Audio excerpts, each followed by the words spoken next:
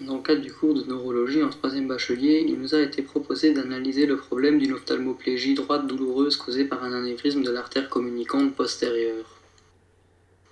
Commençons tout d'abord par quelques définitions.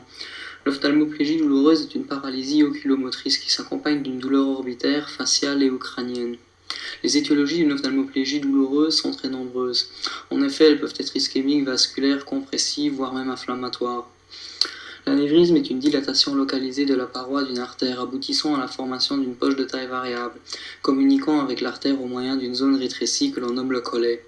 Sa forme habituelle est celle d'un sac, son diamètre pouvant atteindre plusieurs centimètres. Passons désormais à la partie biochimique et physiologique du problème. Ici, nous allons décrire la motricité extrinsèque et intrinsèque de l'œil.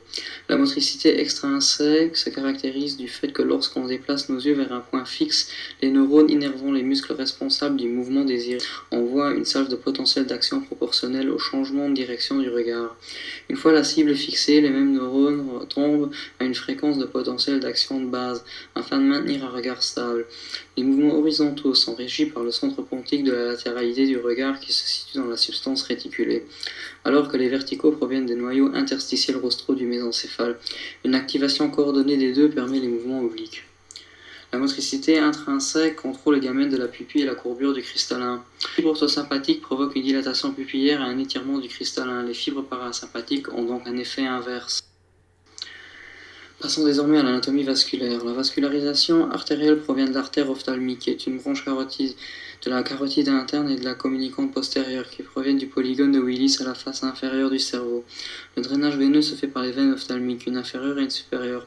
Ces veines se rejoignent ensuite au niveau du sinus caverneux, mais l'inférieure repart aussi par le plexus veineux ptérygoïdien. L'anévrisme de la communicante postérieure se situe le plus souvent au niveau de la réunion, au niveau de la carotide interne, juste avant de former l'artère ophtalmique. De plus, l'anévrisme donnera ce qu'on appelle un syndrome du sinus caverneux, qui se manifeste souvent par des douleurs.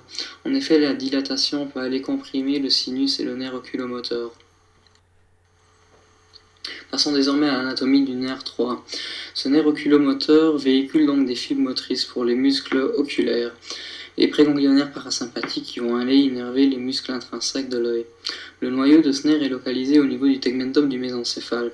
Il émerge dans le sillon interpédonculaire en passant entre deux artères, l'artère cérébrale postérieure et cérébelleuse supérieure. Il chemine ensuite latéralement à l'artère communicante postérieure. Passons désormais à la sémiologie et au traitement proposé à ce patient. La paralysie du nerf 3 entraîne un ptosis car le muscle releveur de la paupière n'est plus innervé. Il y a aussi la présence d'une midriase dans la plupart des cas. Celle-ci est dite aréactive, c'est-à-dire ne réagit pas à une exposition lumineuse. En effet, le nerf oculomoteur est un nerf parasympathique. Ainsi, sans lui, l'œil est uniquement innervé par l'orthosympathie qui entraîne cette dilatation pupillaire. Le patient est également atteint d'un strabisme externe car ses muscles droits supérieurs, inférieurs, médial et oblique interne ne sont plus innervés. Ainsi, le patient est incapable de faire l'élévation, l'abaissement et l'adduction de l'œil. Il se peut que le patient soit atteint d'une diplopie, due à la différence de projection des points sur le globe oculaire, même si cette dernière est corrigée par le ptosis.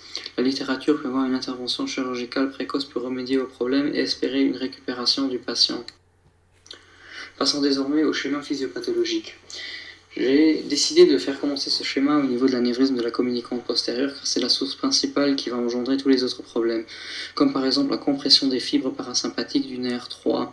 Ceci va à son tour provoquer une atteinte de l'oculomotricité intrinsèque, c'est-à-dire que ça va toucher la pupille et le cristallin.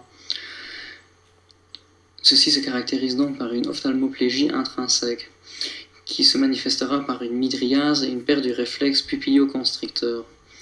Ensuite, on aura aussi une atteinte des fibres motrices par compression. Donc on aura une atteinte motrice volontaire et des réflexes oculaires. Ceci peut être résumé sous le terme d'ophtalmoplégie extrinsèque.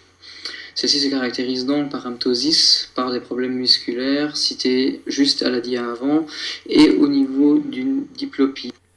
Passons désormais à la vulgarisation du problème.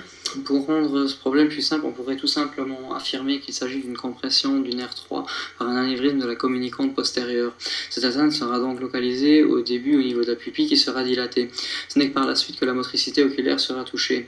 In fine, on aboutira à une perte de fonction de l'œil par une paralysation de celui-ci. Le traitement recommandé sera une intervention